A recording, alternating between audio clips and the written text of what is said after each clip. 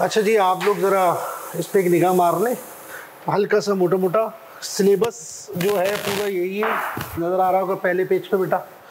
तकरीबन 14 चैप्टर्स हैं। इनकी क्या इंपॉर्टेंस है, इनके क्या मतलब है, इनके क्या नाम है, पता है नहीं पता वो तो ज़ाहिर अभी मुनासिब नहीं है। जब वक्त आएगा आहिस्ता आहिस्ता चीज़ें क्लियर होना शुरू हो जाएंगी। क्या ख्याल है भाई, समझ रहे हैं? अच्छा, अगले पेज पे जाइएगा। ये मैंने कल डिटेल में बात कर ली थी इसके ऊपर, इसलिए मैं आज से मोटी मोटी बातें बता रहा हूँ।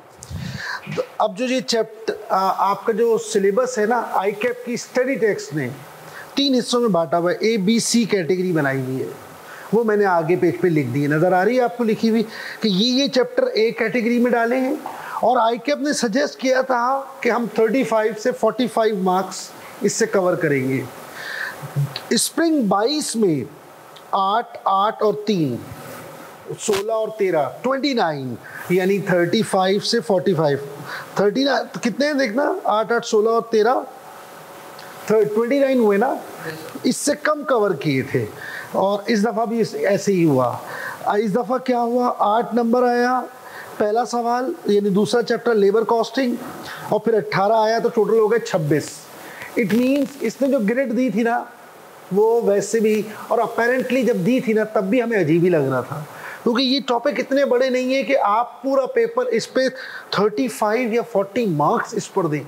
तो आई कैप ने बाकायदा स्ट्रैटेजी के हिसाब से अगर आप देखें तो इसने थोड़ा सा इसको नीचे कर दिया है। सही। दूसरी चीज़, दूसरी कैटेगरी में क्या क्या आता है आपको तो मौजूद है। फिर पीछे मैंने सारे नंबर्स दिए हुए, इसी सीक्वेंस में आपको चलना है। तकरीबन 7, 14 और तकरीबन कितने आए थे, 8 है ना। टोटल करोगे तो ये भी बन जाते बेटा 29, इससे आए। और ये रेंज में थे, यानी 20 से 30 आने चाहिए थे, तो जो है वो 29 इसने दिए, 29 इसने दिए। ठीक है भाई, ये भी क्लियर हो गया होगा। इस दफ़ा इससे थोड़ा और बेहतर आ गया, अगर आप देखो 16 और 19 यानी 35 मार्क्स, दैट्स इट। ये इसने इस दफ़ा थोड़ा इस पर इम्पोर्टेंस बढ़ाई है। अच्छा, और थर्ड कैटेगरी में जो चीज़ें आ रही हैं वो बड़ी इंपॉर्टेंट है। आप देखो उसमें 3 चैप्टर है, तीनों से सवाल आ रहे हैं। और पहले वाले से सीवीपी जो पहला चैप्टर है मेरा अगली क्लास से शुरू हो रहा है, 10 मार्क्स। उधर देखें तो आप 7 मार्क्स, मतलब आया है 10, 7, 8 एक्सपेक्ट करें आप। दूसरा topic decision making, last time इससे आए 20 नंबर का सवाल आया, एक ही सवाल आया 20 नंबर का स्प्रिंग 22 में, और अभी जो आया है वो 14 मार्क्स का। अच्छा, मैंने 2 हिस्सों में क्यों दिखाया, 10 + 4 मार्क्स की थ्योरी आई है। पूरे लास्ट अटेम्प्ट में थ्योरी आई थी 4 नंबर की, टोटल थ्योरी आई थी 4 नंबर की। इस दफ़ा थ्योरी आई है सबसे ऊपर वाले में 5, फिर 4 और फिर 5, 14 मार्क्स। मतलब आप उसको अनइम्पॉर्टेंट नहीं कर सकते। और देखो यार, थ्योरी का क्या है, या तो आपके लिए मज़े हैं, आपने उससे नंबर उठा लिए, या फिर वो आपकी ज़िंदगी का अज़ाब बन जाएगा। 14 मार्क्स तो सीधे सीधे ये चले गए। लेकिन इस 14 मार्क्स में बेटा इधर सुनिएगा, इस 14 मार्क्स में जो थ्योरी आई है ना वो ऐसी नहीं है कि आप एक्सप्लेन करें, जी नहीं। आपने क्लास में पढ़ा है, जी पढ़ा है। आपने याद होगा, आपने ये पढ़ा होगा, उसमें 6 चीज़ें पढ़ी थी। फॉर एग्जाम्पल मैं एक चैप्टर नंबर 5 पढ़ाऊँगा, फैक्ट्री ओवरहेड का है, उसका हल्का सा इंट्रोडक्शन आज होगा, बस मोटी मोटी कॉस्टिंग डिस्कस करूँगा। उसमें हम एक चीज़ डिस्कस करते हैं कि जी 6 ड्राइवर्स होते हैं, 6 बेसेस होती हैं, 6 डिनोमिनेटर्स होते हैं। वो पूछ रहे हैं बता दे, 3 बता दे। 1-2 जगह उसने ये पूछा कि यार इसकी लिमिटेशंस क्या है। अब इसका क्या हाल है, 2। एक, जब क्लास होती है तो उसमें 3 काम होते हैं। Number 1, we start from concepts, basics क्या है, अंडरस्टैंडिंग क्या है। इवन ड्यूरिंग चैप्टर जो है वो बेसिक्स आती जाएगी, इस चीज़ का ख्याल रखते हैं, इन चीज़ों का ख्याल रखते हैं, इस चैप्टर में ये हमारा ऑब्जेक्टिव है, इस चैप्टर में ये हमारी अजम्पशंस हैं, हम इस तरह चलेंगे। एक तो वो उनको गौर से सुनो। दूसरा क्या है यार, आप याद रखना, एक बात दिमाग में बैठा लें, कॉस्टिंग की बात करूंगा, बाकी का मुझे नहीं पता, ज़ाहिर है मैंने कोई एक्सपीरियंस नहीं किया कॉस्टिंग में। कैफ 8 जब था तब भी, और कैफ 2 अब भी, 3 सॉरी, थ्योरी हमेशा स्टडी टेक्स्ट से आती है, लिहाजा कहीं जाने की जरूरत नहीं है। और ऐसा भी नहीं कि यार आप थ्योरी के पीछे ही पड़ गए, ये 12 मार्क्स आ गए ना, ये समझो बहुत है। लेकिन आईकेप का कुछ भरोसा नहीं है, आईकेप का कुछ भरोसा नहीं। वो आपको थ्योरी की तरफ लाने के लिए 18, 20, 22 नंबर के सवाल भी दे सकता है। सिर्फ ये सवाल जब आते हैं ना आईकेप में, तो उससे एक मैसेज कन्वे होता है। अबे यार हाँ बस ठीक है, मैंने कहा इससे मजा नहीं आएगा। अभी तो कॉलेज में तो शुरू करिए, मैं बोल के भी किया था इसीलिए। अच्छा क्या बता रहा था यार,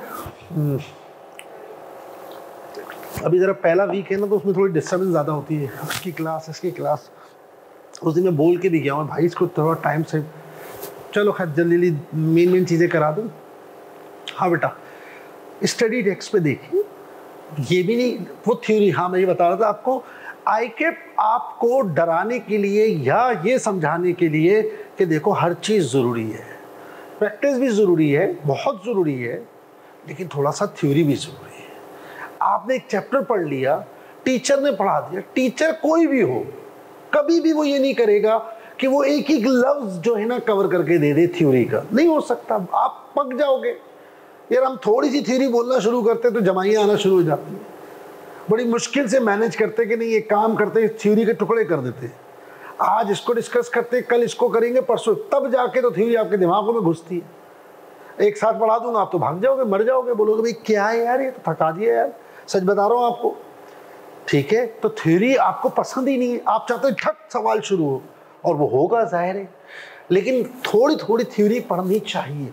तो दो तरीके हैं, एक तो क्लास में जो हो रहा है उसको गौर से सुन, थोड़ा सा समराइज करके रखें, वो हो ही जाता है इंशाल्लाह, अल्लाह का शुक्र है। दूसरी चीज़ अगर कर सकते हो तो उसका बेहतरीन तरीका है, आप जब कोई चैप्टर शुरू हो, जैसे फर्स्ट क्लास नेक्स्ट क्लास से हमारा चैप्टर शुरू हो रहा है CVP ब्रेक इवन, जो पहला चैप्टर है, तो यार एक काम कर लो भाई, वो 2 हफ्ते तो कम से कम चलेगा, वरना वो 3 हफ्ते चलेगा। अच्छा एक और बात भी बताऊं आपको, थोड़ी सी स्ट्रेटेजी को समझिएगा, ये भी हाँ क्लियर होना चाहिए।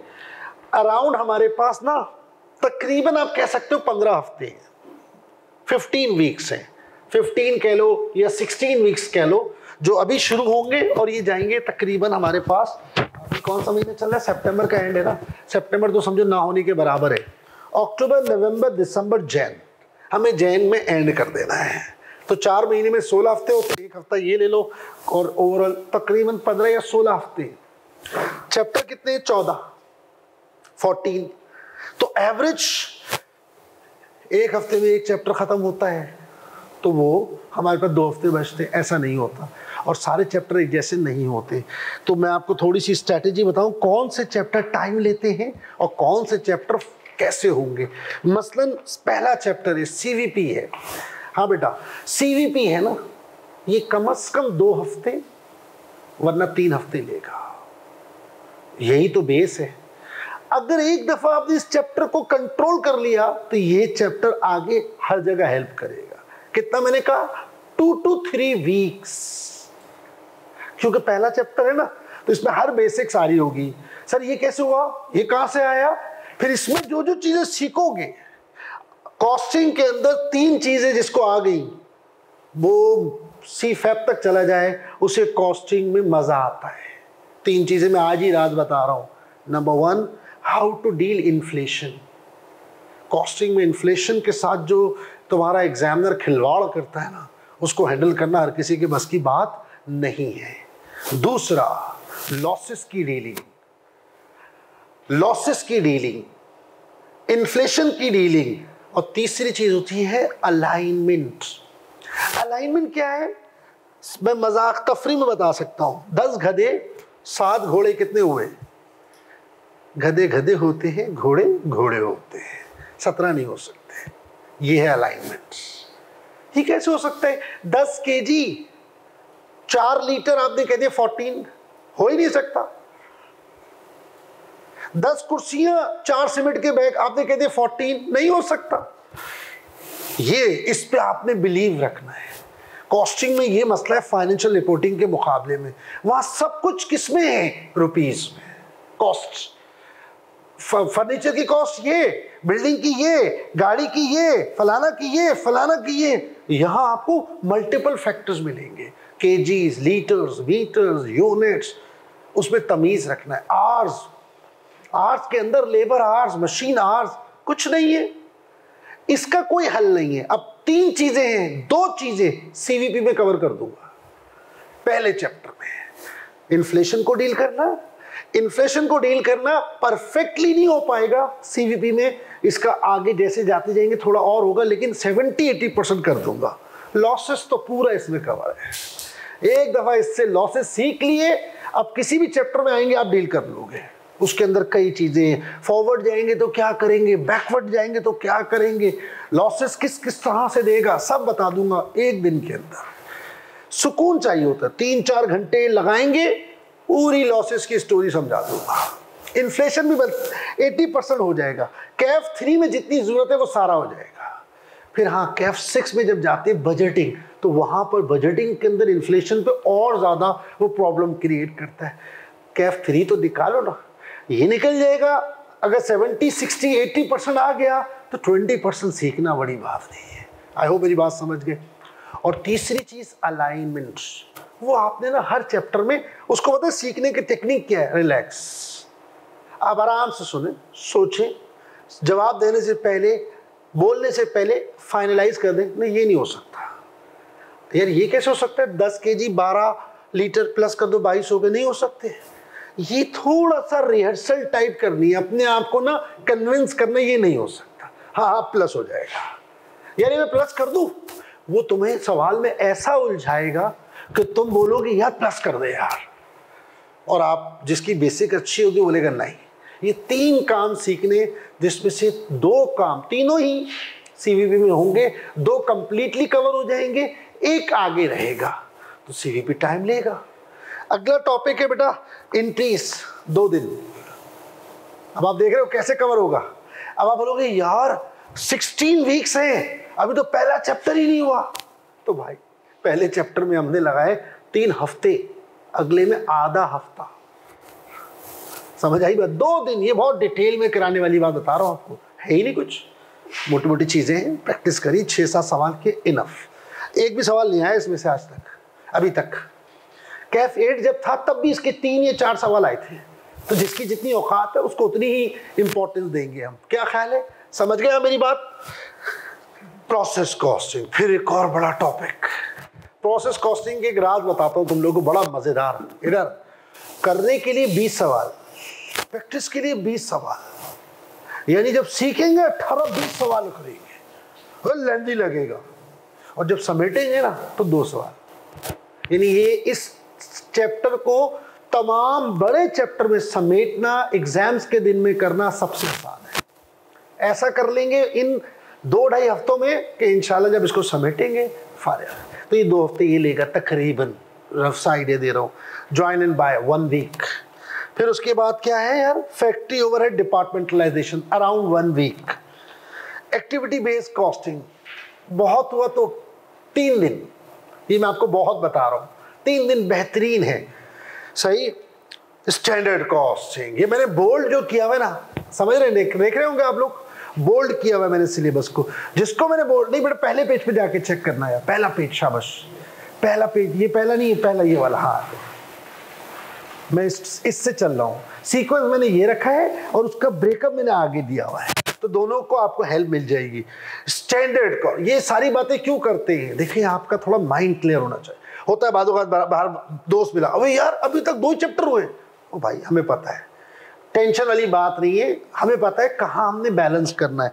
स्टैंडर्ड कॉस्टिंग क्या टॉपिक है, बेहतरीन, हर दफा इससे सवाल आता है, मेजर टॉपिक है। तो जो बोल्ड मैंने किए ना वो मेजर टॉपिक है, उनमें टाइम लगेगा, एवरेज 2 वीक्स, 2.5 वीक्स, 3 वीक्स। उसके अलावा कोई 1 वीक में हो रहा होगा, कोई हाफ में, कोई 1 दिन में, कोई 2 दिन में। अब जैसे रेलेवेंट मार्जिनल एब्जॉर्प्शन, मेरा ख्याल है 2 दिन, 2 डेज मोर देन इनफ। बहुत हुआ 2.5 दिन, 3 दिन ले लें, बहुत अच्छी तरह करना है 3 दिन कर लो यार, जाओ, 1 वीक भी नहीं लगेगा। फिर रेलिवेंट कॉस्टिंग आ जाएगा, ये 3 हफ्ते खा जाएगा, 2.5 हफ्ते खा जाएगा। Is that clear? तो 4 बड़े टॉपिक है जो आपके 2 वीक्स प्लस पे जाएंगे। पहला chapter number 3, chapter number 7, chapter number 9, target costing. हाँ भाई, इधर इधर इधर, जस्ट 1 डे, 1 डे जब रेलेवेंट कॉस्टिंग करके आओगे ना, तो उसके बाद आप बोलोगे सर छोड़ देना है ही क्या इसके अंदर, कर लेंगे हम, खुद ही कर लेंगे इंशाल्लाह, नथिंग। इसके बाद आते हैं inventory management, around 3 days, around 3 days. तो मतलब इधर देखिएगा, एक हफ्ते में 4 दिन क्लास होती है। एक दिन आपने पढ़ा टारगेट कॉस्टिंग, अगले 3 दिन में पढ़ा आपने इन्वेंटरी मैनेजमेंट। 4 दिन में कहाँ 3 हफ्ते में एक चैप्टर नहीं हो रहा और कहाँ 1 हफ्ते में 2 हो रहे हैं, जैसा उसकी वेटेज है। आगे चलते हैं, इन्वेंटरी वैल्यूएशन 1 दिन, जस्ट 1 डे। क्यों? क्योंकि ये जो टॉपिक है ना, ये कहीं ना कहीं कवर होता हुआ आ रहा होगा प्रोसेस के अंदर, इधर से उधर से। तो आखिर में वो होता है ना फिनिशिंग वाली बात कि बेटा अब ये लो, ये भी कर लो, जाओ। उसके बाद लेबर कॉस्टिंग 2 दिन बहुत है, 2 दिन बहुत है। और लर्निंग कर्व 1 दिन। आई होप मेरी बात समझ पा रहे हो। कुछ बैलेंस मैंने इस तरह किया, बड़ा टॉपिक छोटा टॉपिक, बड़ा टॉपिक छोटा टॉपिक, आखिर में छोटे टॉपिक रखें, ताकि आपका अगर 2-2.5 हफ्ते पहले ही बड़े टॉपिक फारिग हो गए, यू आर रिलैक्स्ड। इंशाल्लाह जैन 31 हमारा टारगेट है, हमारा सिलेबस वाइंड अप हो जाना चाहिए, फैब में रिवीजन होना चाहिए। इंशाल्लाह ये स्ट्रेटजी है, इस हिसाब से चलना चाहिए। आपको क्या करना है? 2 काम करने हैं, 2 काम। हैंड आउट आपको मिल जाया करेगा अल्हम्दुलिल्लाह, आपने उसको कुछ नहीं करना, क्लास में देख लिया ठीक है, उसी को रीफ करें। उसके अंदर पास्ट पेपर भी है, स्टडी टेक्स्ट भी है, कैफ8 भी है, मॉडल डी भी है, कैफ3 भी है, सब कुछ है।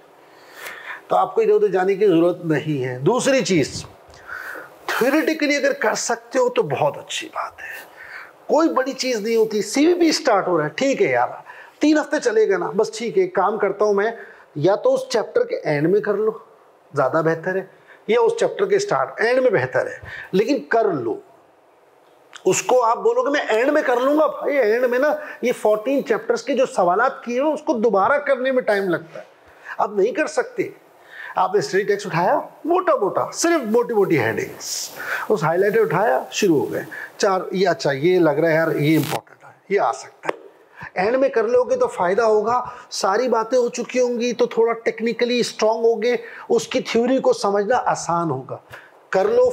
12 कितने मार्क्स आए थे अभी? 14, 12 अभी जो हमने काउंट किया था यार, कितने किए थे बेटा?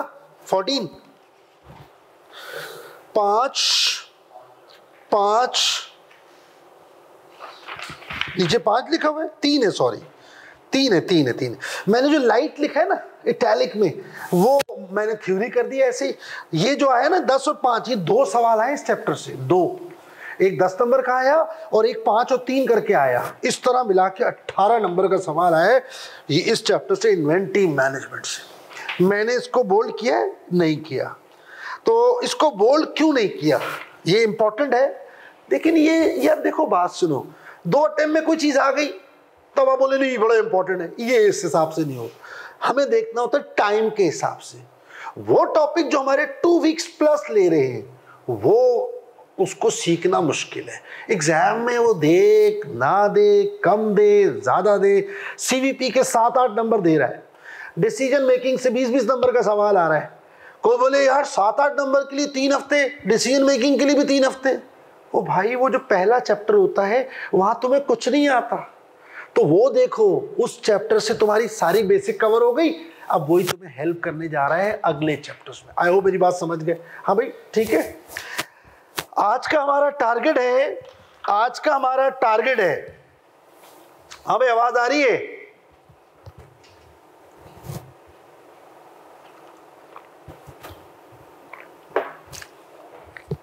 चलो आगे।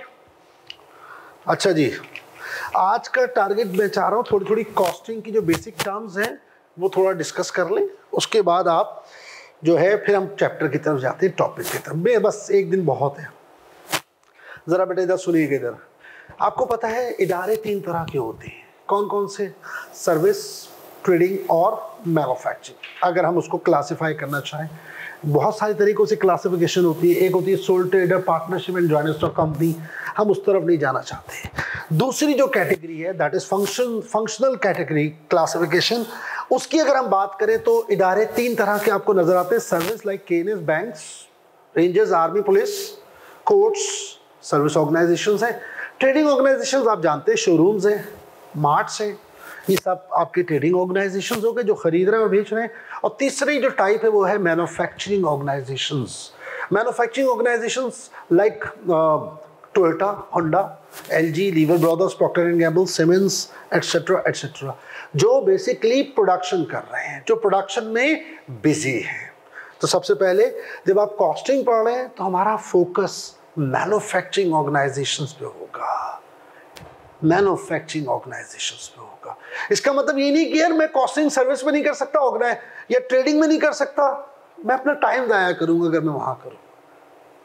मैं एक यूनिवर्सिटी में पढ़ाने गया तो वहाँ जब मेरा जिन्होंने इंटरव्यू लेना था वो मेरा आईसी में, जब मैंने आईसी में किया है वहाँ उसने उसका भी बैकग्राउंड वही था, वो वहाँ का फाइनेंस मैनेजर बना बैठा हुआ था। जब उसने इंटरव्यू वगैरह ले लिया, मेरे थोड़ा सा एक बैकग्राउंड होता है, मैंने कहा क्या कर रहे हो भाई यहाँ? मैंने कहा आप यहाँ क्या कर रहे हैं? कह रहे हैं जो आप करने आए। मैंने कहा मैं पढ़ाने आया हूँ, आप यहाँ जॉब कर रहे हो, 2 अलग चीज़ें हैं यार। आईसी में करके यहाँ यूनिवर्सिटी में बैठ के क्या झक मार रहे हो? यहाँ क्या अकाउंटिंग सीखेंगे आप? है ही नहीं कुछ कॉस्टिंग, तो क्यों टाइम ज़ाया कर रहे हो? सिर्फ ये कि पैसे मिल रहे, अच्छे पैसे मिल गए, आ गया। फिर उसने खैर बैकग्राउंड बताया कि नहीं मेरा अपना फर्म खोलने के इरादा, मुझे कुछ फंड्स कलेक्ट करने हैं यार काशिफ, देन मैं उसको स्टार्ट कर दूंगा। तो इसका मतलब ये है कि यार कॉस्टिंग को अगर सीखना है, कॉस्टिंग में अगर अपने आप को एक्सप्लोर करना है तो उसके लिए तो मैन्युफैक्चरिंग ऑर्गेनाइजेशंस है ना। सर्विस या ट्रेडिंग में जाके क्या करना है? चलो बैंक समझ आता है, वहां पर भी ऐसा कोई कॉस्टिंग नहीं है। तो आपने अगर कॉस्टिंग को सीखना है तो आप ट्रेडिंग ऑर्गेनाइजेशन, ये सर्विस ऑर्गेनाइजेशन को नहीं, मैन्युफैक्चरिंग ऑर्गेनाइजेशंस पर फोकस करें, like Toyota, like Honda, like furniture makers, habits, कुछ भी ले लें आप एग्जांपल, बिल्डर्स ले लें, भरे पड़े लोग। यहाँ कॉस्टिंग हो रही है, यहाँ आपका रोल है, इधर कहाँ जा रहे हैं आप? तो पहले तो बात करते हैं हमारा फोकस मैन्युफैक्चरिंग होगा। मैं हरगिज ये नहीं कह रहा कि कॉस्टिंग का मतलब सिर्फ मैन्युफैक्चरिंग होता है, अप्लाई कहीं पे भी कर दो यार, आपको बेशुमार लोग मिलेंगे जिन्होंने कॉस्टिंग आईसी में खास तौर पर अगर किया हुआ, उनका बैकग्राउंड ही कॉस्टिंग का है, और वो आपको मिलेंगे आपको सेक्टर के अंदर, बैंकिंग सेक्टर के में मिल जाएंगे। लेकिन मुझे लगता है कि आपका जो मेन ऑब्जेक्टिव होना चाहिए, या तो अपनी फर्म खोलो या फिर किसी कॉस्टिंग डिपार्टमेंट में बैठो, दैट्स इट, वरना ऑब्जेक्टिव आपका फ्लॉप है। Done, clear? मैन्युफैक्चरिंग ऑर्गेनाइजेशंस जो होती हैं उसको अगर हम गौर करें, उसके फंक्शंस को गौर करें, तो जाहिर है उसमें 3 मेन फंक्शंस हैं। अगर हम बात करें मैन्युफैक्चरिंग ऑर्गेनाइजेशंस की, ये थोड़ी सी बल्कि थोड़ी क्या है ही ये थ्योरी, लेकिन ये बड़ी इंपॉर्टेंट थ्योरी है, मेरी बात समझना, ठीक है? क्योंकि अब कल से इंशाल्लाह सवालात शुरू हो जाएंगे, सवालात भी करने हैं, लेकिन मोटी मोटी चीज़ें तो समझ आ जाए। कल मैं बोलूँगा यार ये डायरेक्ट है, आप बोलोगे ये क्या होता है भाई? अब मैं क्या रोज़ बताऊँ ये डायरेक्ट क्या होता है, रोज़ बताऊँ इनडायरेक्ट क्या होता है, रोज़ बताऊँ वेरिएबल क्या होता है, रोज़ बताऊँ फिक्स क्या होता है? फिर एक दिन सुन लो ना इसको और फारिग करो, तो सारी टर्म्स आ जाएंगी। तो इंशाल्लाह जब अगले चैप्टर में हम घुसेंगे, एंट्री देंगे और हमारे पर नई टर्म्स आ रही होंगी तो हम उसे एक्सेप्ट करने की पोजीशन में होंगे। तो मैन्युफैक्चरिंग ऑर्गेनाइजेशंस को अगर हम बाइफरकेट करें तो हम 3 हिस्सों में बांट सकते हैं। उसमें एक एडमिनिस्ट्रेशन एक्टिविटी है, सही, एक है आपकी प्रोडक्शन की एक्टिविटी जिसको हम फैक्ट्री कहते हैं, एम आई राइट? ठीक। और तीसरी चीज है हमारे पास सेलिंग एंड डिस्ट्रीब्यूशन, या मार्केटिंग भी कहते हैं। ये 3 मेन चीजें हैं। ये फाइनेंशियल अकाउंटिंग में आप चीजें पढ़ते रहते हो। असल चीज जो आपके लिए है वो है ये आपका, इसको समझना। दुनिया का कोई भी इदारा हो, कोई भी उसकी नेचर हो, वो ऑटोमोबाइल इंडस्ट्री हो, वो आपकी बाइक्स बना रहे हो, वो फर्नीचर बना रहे हो, वो बिल्डिंग बना रहे हो, वो मार्कर बना रहे हो, वो इंक बना रहे हो, वो अलक्रम टेक्सटाइल्स हो, कोई भी हो, अगर आप दुनिया के किसी भी मुल्क में चले जाएं और उस मुल्क के किसी भी इदारे में चले जाएं, अगर वो मैन्युफैक्चरिंग है और उसकी फैक्ट्री में जाएंगे तो वहाँ आपको जो कॉस्ट नज़र आती है वो 3 तरह की कॉस्ट नज़र आती है। एक मटेरियल, दूसरा लेबर और तीसरा एक्सपेंसेस। मटेरियल, लेबर, एक्सपेंसेस, ये 3 चीजें होती हैं। अब उठा लो कोई भी इदारा, आप जिसका नाम ले लो, मैं बोलूंगा यहाँ खर्चा होगा, उसके 3 ही तरह की चीजें हैं। या तो वहाँ मटेरियल होगा, या वहाँ लेबर होगा, या वहाँ एक्सपेंसेस होंगे। Material, being a human we can not create anything. हम कुछ बना नहीं सकते, कुछ भी नहीं बना सकते, हम क्रिएट नहीं कर सकते। वो अल्लाह की ज़ात है जो क्रिएट करती है। We only change shapes. मसलन अल्लाह ने कपास दी, उससे धागा, धागे से कपड़ा, कपड़े से सूट। मेरी औकात नहीं है कि बगैर किसी सब्सटेंस के मैं ये बना सकूं। अल्लाह ने दरख्त दिए, उससे लकड़ी, लकड़ी से फर्नीचर। पहाड़ दिए, उसको तराशा तो सीमेंट, तो बजरी, तो सरिया, तो बिल्डिंग। मैं और आप कोई चीज क्रिएट कर ही नहीं सकते, औकात ही नहीं है। तो हम कर क्या रहे हैं? हम शेप बदल रहे हैं। कपास को धागे में ला रहे हैं, धागे को कपड़े में ले जा रहे हैं, कपड़े को सूट्स में लेके जा रहे हैं, लकड़ी को फर्नीचर में कन्वर्ट कर रहे हैं, सरिये को बिल्डिंग में कन्वर्ट कर रहे हैं। ये हमारा काम है। इसका मतलब है हम सिर्फ कहने को है प्रोडक्शन कर रहे हैं, हम प्रोडक्शन नहीं कर रहे, हम कन्वर्जन कर रहे हैं। मानते हो? हम सिर्फ कन्वर्ट कर रहे हैं। तो जिस चीज को कन्वर्ट कर रहे हैं उसका नाम है मटेरियल। यानी सूट के लिए कपड़ा क्या है? मटेरियल। कपड़े के लिए धागा क्या है? मटेरियल। धागे के लिए कपास क्या है? मटेरियल।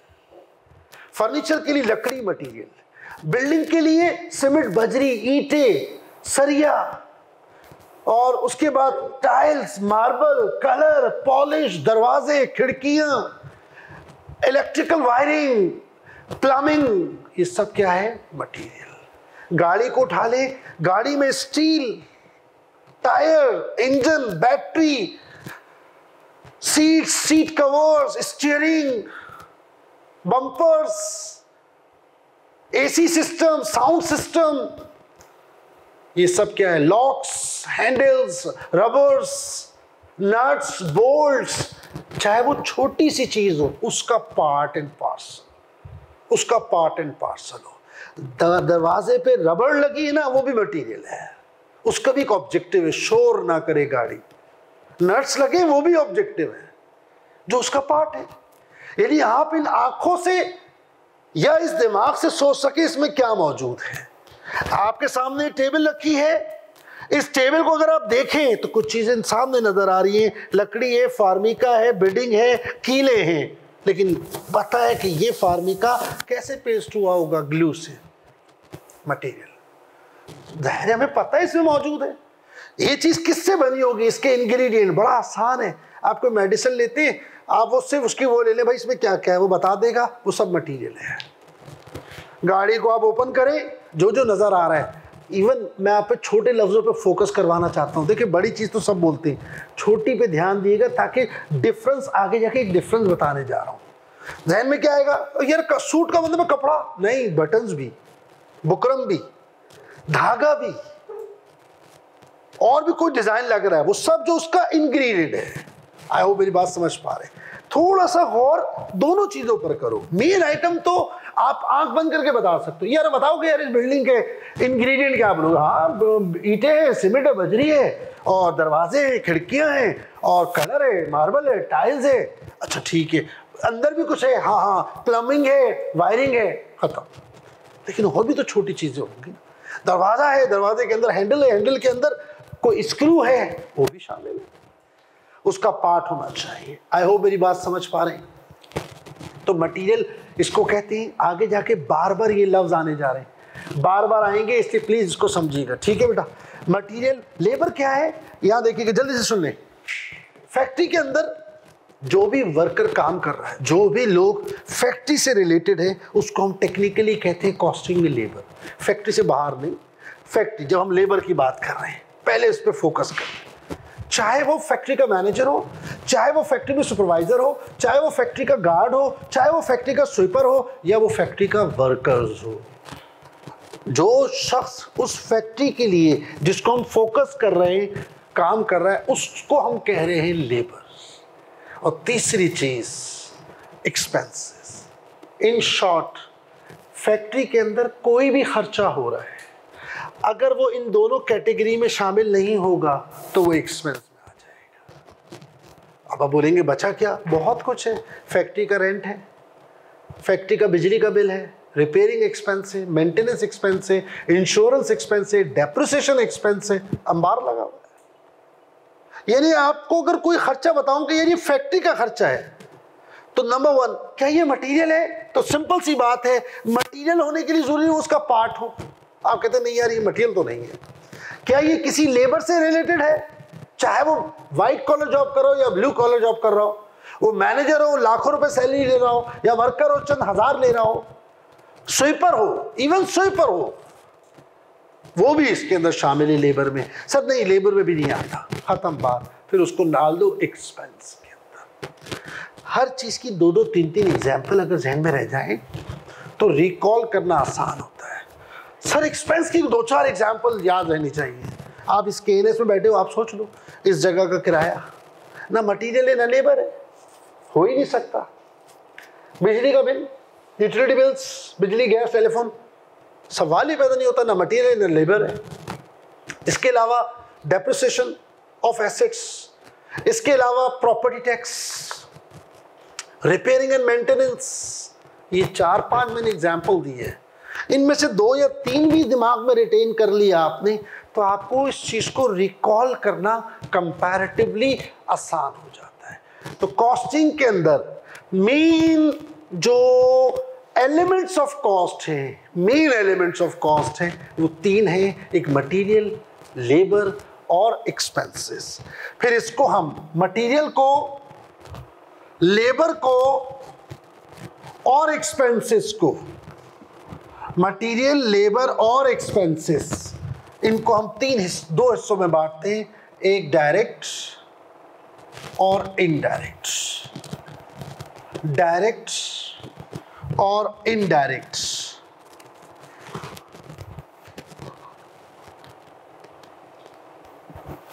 डायरेक्ट और इनडायरेक्ट। जी, क्या फर्क है, समझा सकते हो? कोई बताएगा मुझे?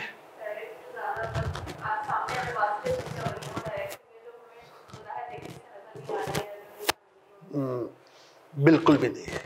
सही, ऐसे आपने बोल दिया, एक डेफिनेशन दी, मैंने उसको जब डिस्कार्ड कर दिया, तो अब मैं आपको थोड़ा आश्चर्य में भी रख सकता था, शायद आप सही कह रहे हैं। नहीं भाई, बिल्कुल भी नहीं कह रहे। यानी आप पता है क्या कह रहे हैं?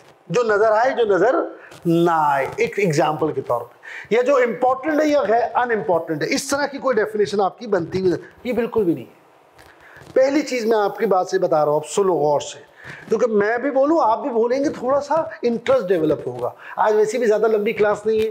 तो दूसरा, मैं ये चाह रहा हूँ कि मोटी मोटी चीज़ें तो कर लो यार, वरना टॉपिक शुरू हो जाता है ना, फिर न्यूमेरिकल पे लग जाते हैं और फिर मुश्किल में आ जाते हैं आप। फिर इंशाल्लाह कल से अल्लाह ने चाहा नया टॉपिक है।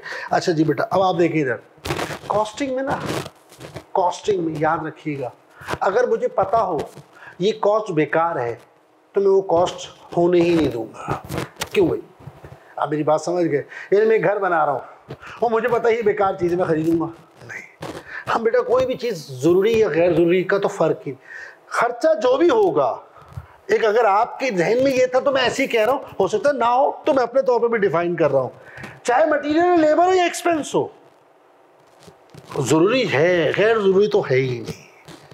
अब दूसरी बात आपकी, नज़र आए नज़र ना आए, हो सकता है ये नज़र आ रहा हो सकता है ना भी आ रहा हो सकता है, बिल्कुल हो सकता है, बिल्कुल हो सकता है। ठीक है, तो दोनों चीज़ें फिक्स हो सकती हैं, लेकिन ये डेफिनेशन नहीं है। यानी मैं ये डायरेक्ट भी नज़र आ रहा है, इनडायरेक्ट भी नज़र आ रहा है, हो सकता है बहुत सारे ऐसे खर्चे डायरेक्ट है लेकिन नजर नहीं आ रहे, ट्रेस किया जा सकता है। ये बेटा जो लफ्ज है ना ये इनकम्प्लीट है। अब आप देखो यही मसला है, ट्रेस का जो वर्ड है ना बहुत अच्छा वर्ड है लेकिन इसके साथ एक चीज जोड़ना लाजमी है। अगर आप उसको नहीं जोड़ेंगे तो मतलब कहीं का कहीं निकल जाएगा। पहले तो अपनी दो डेफिनेशन, कोई बात नहीं आपने बोला है, अब आपने जब मैं आपको रोक रहा हूं उससे ये होगा कि आप कम से कम सुनेंगे गौर से। हाँ बेटा इधर देखिएगा, डायरेक्ट और इनडायरेक्ट जो है वो क्या होता है, जैसे अभी इन्होंने बोला, आप लोग का क्या ख्याल है, क्या जहन में आता है? अब उन्होंने अपनी एक डेफिनेशन दे दी और अगर मैंने उनको मना किया कि ये नहीं है तो ये इसमें कोई बेइज्जती नहीं है, ज़ाहिर है यहाँ सीखने के लिए आए। अगर मुझे कॉस्टिंग आती तो मैं यहाँ क्या कर रहा होता बैठ के, ज़ाहिर है सीख रहा हूँ। और होता पता ही क्या, देखो बेटा बात सुनो, हम इधर उधर पढ़ते हैं, ज़ाहिर है मुख्तलिफ जगहों पे जाते हैं, कहीं कहीं ना एक होता है आप बेसिक लेवल पे, अब मैं बैठा हूँ इंटर में, अब मुझे इंटर कॉमर्स में बैठे के कोई कॉस्टिंग समझाना चाहेगा तो वो उसी लेवल पे समझाएगा। यार डायरेक्ट क्या होता है, डायरेक्ट डायरेक्ट होता है, इनडायरेक्ट इनडायरेक्ट होता है। एग्जाम्पल दे रहा हूँ, एक फेज होता है, लेकिन जब आप प्रॉपर एक सब्जेक्ट में आते हैं तो वहाँ हमें वो डेफिनेशन करनी है जिसको हम लोगों को चैलेंज करें, ना कि लोग हमें कर दें। वो डेफिनेशन होनी चाहिए जो सॉलिड हो, जो फिक्स हो सके हमारे कॉन्सेप्ट्स के साथ, ठीक है। तो आप दो लफ्ज में हटा रहा हूँ, ये जनरल परसेप्शन है। जब भी किसी से पूछो डायरेक्ट इनडायरेक्ट क्या होता है, जो नजर आए जो नजर ना आए, जो जरूरी हो जो गैर जरूरी हो, ये दोनों ही इंतहाई बुरे कॉन्सेप्ट्स हैं। ये यूनिवर्सल टाइप कॉन्सेप्ट है, मतलब 20 साल हो गए मुझे पढ़ाते हुए, 20 साल से मैं सुन रहा हूँ। डायरेक्ट क्या होता है, जो नजर आए, इनडायरेक्ट क्या होता है, जो नजर ना आए, डायरेक्ट क्या होता है, जो जरूरी हो, इनडायरेक्ट क्या होता है, जो गैर जरूरी हो। ये दोनों लफ्ज कभी भी नहीं एक्सप्लेन करना। डन। अभी आता हूँ मैं आपके पास, कुछ कहना चाहते हो, शाबाश ट्राई करो। कोई जहन में, कोई भी पॉइंट कुछ जहन में नहीं आ रहा? हाँ भाई, नहीं, तुमने कहा यार फिर बेइज्जती हो जाएगी, इज्जत ज्यादा जरूरी है। देखो भाई, डायरेक्ट इनडायरेक्ट को बाद में समझेंगे, पहले एक लफ्ज को समझाता हूं, उसको समझे बगैर आप डायरेक्ट इनडायरेक्ट को नहीं समझ सकते। आप लोग यहां बैठे हो ना, तो एसी चल रहा है और ये लाइटें जल रही है और मैं आया हूं, तो मेरे आने की और इस एसी के चलने की वजह आप हो। सीधी सी बात है। मैं फ्री में तो नहीं आया हूँगा, ये फ्री में तो नहीं चल रहा। क्यों चल रहा है? Because of you. आपको कहते हैं कॉस्टिंग के अंदर, टेक्निकली बात करूं तो लफ्ज होता है, उसको हम कहते हैं कॉस्ट ऑब्जेक्ट। क्या कहते हैं? Cost object. पहले ये लफ्ज समझो बेटा, cost object, keep it simple, reason of cost. मैं आपसे पूछूं यार बताओ ये खर्चा क्यों हो रहा है, सीधा सीधा जवाब है, आप बोलोगे हमारी वजह से, कैफ 3 की वजह से, बैच 1 की वजह से। क्या ख्याल है, बोलोगे या नहीं? Done. Cost object, reason of cost. अगर कुछ खर्चा हो रहा है तो कोई तो वजह होगी ना, उस वजह को कहते हैं रीजन ऑफ कॉस्ट या कॉस्ट ऑब्जेक्ट्स। अभी मैं थोड़ा सा डिटेल में जा रहा हूं, सुने गौर से। कॉस्ट ऑब्जेक्ट, मेरे पास क्लाइंट आता है, कहता है काशिफ भाई ये फर्नीचर बनवाना है। अच्छा भाई क्या बनाना है आपने? यार वुडन का चाहिए, वुड ये होगी, डिजाइन ये होगा, मटेरियल ये होगा, पॉलिश ये चाहिए। अच्छा ठीक है, शुरू हो गया खरीदना। अब लकड़ी लूंगा, लकड़ी लूंगा, पॉलिश लूंगा, उसके लिए लेबर हायर करूंगा। किसकी वजह से? उस मिस्टर ए की वजह से या गफूर की वजह से। गफूर नाम रख देते हैं उसका। गफूर कौन हो गया? Cost objects. फिर दूसरा कस्टमर आता है शकूर, तीसरा आता है जहूर, ये सब कौन हो गए? Cost objects. ठीक। दूसरी तरफ चलते हैं, कोई बड़ा इदारा है तो वहां कोई कस्टमर नहीं है, वहां क्या हो रहा है, चीजें आ रही है, बन रही। अब आप पूछो यार ये गाड़ियां जो बन रही हैं इसमें हमने गफूर भाई का ऑर्डर लिया, शकूर भाई का? बोले नहीं भाई, किसी का ऑर्डर लिया, ऑर्डर तो बाद में आएगा, पहले चीज बनेगी। यही दो तरह के इदारे मिलेंगे। अगर आप पूरे पाकिस्तान को सर्वे करो, पूरी दुनिया में जाओ, तो अगर आप ब्रॉडली क्लासिफाई करोगे तो दो तरह के इदारे हैं। एक वो जो कस्टमर से ऑर्डर लेके बाद में काम कर रहे हैं, दूसरी टाइप मिलेगी जो पहले बना रहे हैं और बाद में कस्टमर को हैंड ओवर कर रहे हैं। That's it. प्रोडक्शन वाइज बात करूं, यानी एक किसी ने कहा तुम्हें क्या मालूम, तुम्हें क्या चाहिए, तुम्हें तो हम बताएंगे तुम्हें क्या चाहिए। ये ऑटो मेकर की बात है, यानी आपको नहीं पता गाड़ी क्या चाहिए, जब सामने से गुजरती है तो यार क्या गाड़ी है, आपको ये नहीं पता क्यों है ये वाव एलिमेंट क्यों आया, नोबडी नोस। उस जैसी तो अगली गुजरी है, आपको फेल नहीं हुआ। बट एक गाड़ी आपको क्लिक कर गई, एक को क्लिक करके एक को नहीं समझ आई, इसको किसी और गाड़ी पे वाव एलिमेंट आ रहा है, क्योंकि आपको एग्जैक्टली नहीं पता क्या चाहिए। ये डायनामिक शेप है, फलाना शेप है, ये एरोडायनामिक्स है। आप बोले यार मुझे नहीं पता, पर मेरे सामने से गुजरे ना तो दिल खुश हो जाए। अब उसकी कोई डेफिनेशन तो बता दो, वो नहीं है किसी के पास। तो फिर आप रिसर्च करते हैं, लोगों की इनपुट लेते हैं, फिर लोगों को देखते हैं यार फलाना ब्रांड की गाड़ी पसंद आ रही है ज़्यादातर को, और फलाना ब्रांड की फलाना गाड़ी पसंद आ रही है, वो वाला ब्रांड की वो वाली गाड़ी फ्लॉप हो गई। तो एक आइडिया ले लेते हैं यार मार्केट क्या शेप चाह रही है, फिर उस पर बैठते कंप्यूटर पे ग्राफिक्स बनाते 1 2 3 4 5 और उसको मुख्तलिफ लोगों से टेस्ट करवाते हैं कौन सा बेहतर है, क्या बेहतर है। This is called research and development. उसके बाद आप गाड़ी लॉन्च कर देते हैं। कभी वो हिट हो जाती है और कभी वो फ्लॉप हो जाती है, लेकिन चीज़ पहले बनती है बाद में बिकती है, पहले बनती है बाद में ऑर्डर आते हैं। ऐसे इदारे में क्या हो रहा है, वहाँ एक गाड़ी जो है, एक गाड़ी जब बनेगी तो ये खर्चे आएंगे। आप कहते हैं यार 1000 गाड़ियां बना रहे थे ना, 2000 कर दो। अबे 2000 का मतलब जानता है? 2000 का मतलब 2000 बम्पर चाहिए, 2000 इंजन चाहिए, 2000 टायर, 2000 गाड़ियों के हिसाब से टायर चाहिए होंगे। जितनी गाड़ियां उतने खर्चे होंगे। समझ आ गई बात? कॉस्ट ऑब्जेक्ट क्या है? Reason of cost. अब बहुत सारी चीजें हो सकती है। मैंने कहा cafe 3 is a cost object, cafe 3 is a cost object. लेकिन अगर हम इसको बहुत समराइज करके बात करें तो बेटा कॉस्ट ऑब्जेक्ट 2 होते मेन, एक कस्टमर या प्रोडक्ट। पहली एग्जांपल के हिसाब से चलोगे तो कौन होगा कॉस्ट ऑब्जेक्ट? कस्टमर। यानी आप कॉस्टिंग जब कर रहे हैं तो क्या फोकस कर रहे हैं? अभी ये खर्चा किसके लिए हो रहा है? गफूर के लिए, ये शकूर के लिए, ये जहूर के लिए, ये गफ्फार के लिए, ये सत्तार के लिए। जब आप इस तरह से किसी इदारे में बैठ के बात कर रहे हैं तो आपने जो टी अकाउंट बनाए हुए होंगे वो किसके बनाए हुए होंगे? कस्टमर्स के। या गफूर भाई का अकाउंट खुला हुआ है, हाँ ये खर्चा किसका हुआ? गफूर भाई का, ये शकूर भाई का, ये जहूर भाई का। लेकिन दूसरे तरह का इदारा है, Toyota, Honda, LG, Lever Brothers etcetera etcetera. इन इदारों में ये गफूर शकूर जहूर नहीं होंगे।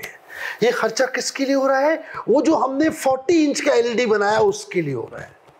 और ये जो हमने एक और बैच बनाया 50 इंच का, ये उसका खर्चा है। कभी आपने नोटिस किया है कि आप मार्केट में जाते हो 40 इंच का टीवी लेते हो?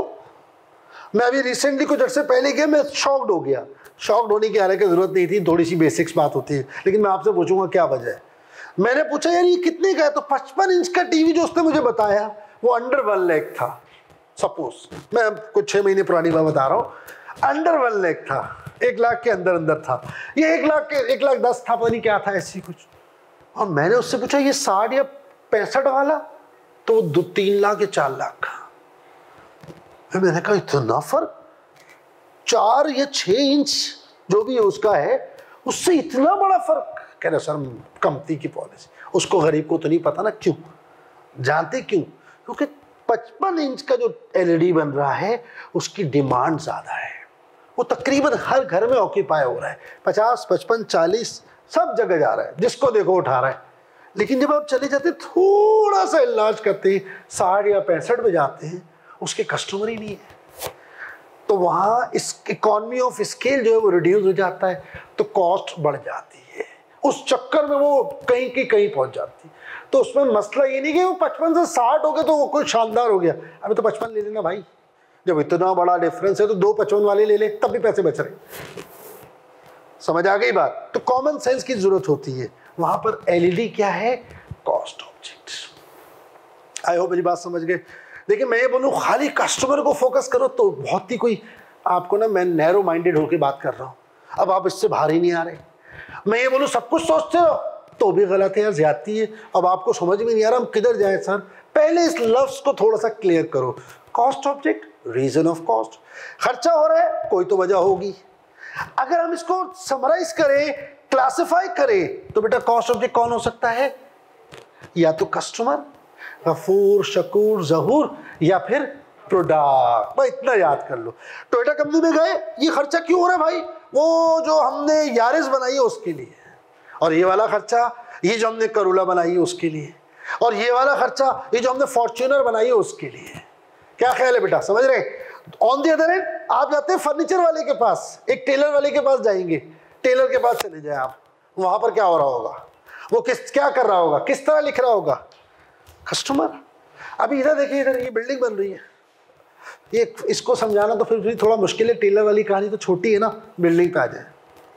मेरा काम है, मैं कंस्ट्रक्शन कंपनी चला रहा हूं, अब मेरा काम है मैं लोगों के लिए घर बनाता हूं, कंस्ट्रक्शन करके देता हूं, ठीक। ओ भाई, घर बनाने का मतलब जानते हैं, तकरीबन 8 महीने, 10 महीने, साल, उस साल भर। अब मैंने क्या डील की हुई है, सुनो इधर भाई, जो भी कॉस्ट आएगी ना बनाने की, उसका जी हम आपको 15% मार्कअप चार्ज करेंगे और ये हमारी बिलिंग होगी। आपने कहा ठीक है, तो कॉस्ट तो पूरी दिखाए ना मेरी, आप मेरी कॉस्ट पे 15% चार्ज करेंगे, 20% चार्ज करेंगे, तो कॉस्ट क्या है? अब पता चला बोले 1 करोड़ को बोलते 1.5 करोड़, तो 50 लाख आप वैसे खा गए, और फिर 15% का और चक्कर हो गया। आए हो मेरी बात समझ रहे? तब आप कॉस्ट बनाओगे नहीं बनाओगे, किसके लिए? उस कस्टमर के लिए। अब सही आ रहा है किसके लिए? नाम लिखोगे ना यार, आपने 10 कस्टमर है आपके, तो आप 10 टी अकाउंट बनाओगे। अब तो सॉफ्टवेयर आते हैं, तो आपने 10 सॉफ्टवेयर के अकाउंट खोल दिए, यार ये मिस्टर ए का, ये बी का, ये सी का, ये डी का, ई का, हमें सही आया, किसके लिए आया? इसके लिए। ताकि क्वांटिटी लिख दी, इतना टन आया, ये प्राइस पे आया, ये अमाउंट हो गया, उसका खुद ही खुद आगे जाके अकाउंट्स मेंटेन हो रहा है। कब आया वो भी लिख दिया, ओ जी उसकी जब फाउंडेशन बन रही थी तब ये सरिया आया। अच्छा अच्छा, सही है सही। अब उसको भी बताना आसान हो गया। अगर बोलता सर इतना तो नहीं लगता सरिया, सर आ जाए बैठ जाए मेरे साथ, ले आए किसी इंजीनियर को, बैठ जाते हैं, बता देता हूँ मैं आपको, ये है, ये देख रहे हैं आप, ये कैलकुलेट करें, ये रहे सरिया। अच्छा अच्छा अच्छा, इस तरह से आप क्या कर रहे हैं, किसके ऊपर फोकस कर रहे हैं? कस्टमर के ऊपर। और आप किसके ऊपर फोकस कर सकते हैं बेटा? प्रोडक्ट के ऊपर भी कर सकते हैं। ठीक है, समझ आ गई बात, कोई मसला नहीं। अब आप डेफिनेशन देखो, अभी आप फिलहाल थोड़ी देर के लिए, अभी इसको समझाने के लिए जहन में ले आओ कस्टमर। यार कॉस्ट ऑब्जेक्ट क्या है? कॉस्ट ऑब्जेक्ट ये है, सही। Cost object CO, cost object customer है, बड़ा आसान। प्लीज, फैक्ट्री में कोई भी खर्चा हो रहा है, उसका नाम मटेरियल है, उसका नाम लेबर है, उसका नाम एक्सपेंस है। वो छोटा खर्चा है, वो बड़ा खर्चा है, वो लाखों का है या चंद 100 का है, वो नजर आ रहा है, वो नजर नहीं आ रहा है, डजंट मैटर। अगर खुदा की कसम उसके ऊपर नेम टैग लग जाए कि ये खर्चा गफूर का है, शकूर का है, जहूर का है, ट्रेसेबल विद कॉस्ट ऑब्जेक्ट। खाली आप बोलते हो ना बेटा ट्रेसेबल, तो उसका मतलब होता है नजर आना। जब आप बोलते हो ट्रेसेबल विद कॉस्ट ऑब्जेक्ट, तो बिल्कुल अलग कहानी हो जाती है। जैसे बाहर बोला जाता है यार मुसलमान तो होते ही अजीब से, पूछा भाई क्यों? कह रहे उनके तो कुरान में लिखा हुआ है कि मार दो। ओ पागल के बच्चे, पीछे भी तो देख ले कि जब तुम्हारे ऊपर कोई हमला करे तो उसको, आपने आधी बात बताई, हाफ कुक्ड। ओ जी लिखा हुआ है तुम्हारे कुरान में, मस्जिद में मना किया गया है, तुम लोग जाते हो फिर भी। जाहिल आदमी, उसके पीछे देख क्या लिखा है। जब तुम नशे की हालत में हो, आपने उसको आउट ऑफ कॉन्टेक्स्ट सुना, मतलब कहीं ले गए। एग्जैक्टली अगर 2 में से बेटा एक लफ्ज भी मिसिंग होगा ना, मतलब कहीं और चला जाता। अक्सर लोग पता है क्या कहते हैं कन्वीनियंस के लिए, traceable traceable traceable, identifiable identifiable identifiable. अच्छा वर्ड है बट ये इनकम्प्लीट वर्ड है, ये अकेला है, ये अधूरा है। इसके साथ traceable with cost object, traceable with cost object, और अगर तीसरा लफ्ज भी जोड़ दो तो क्या बात है, बोलूं? 3 लफ्ज अगर आप कर लो। देखो बहुत थ्योरेटिकल करना वो भी मुनासिब नहीं, लेकिन बहुत ज्यादा प्रिसाइज करना वो भी बना, कुछ बीच की राह होनी चाहिए।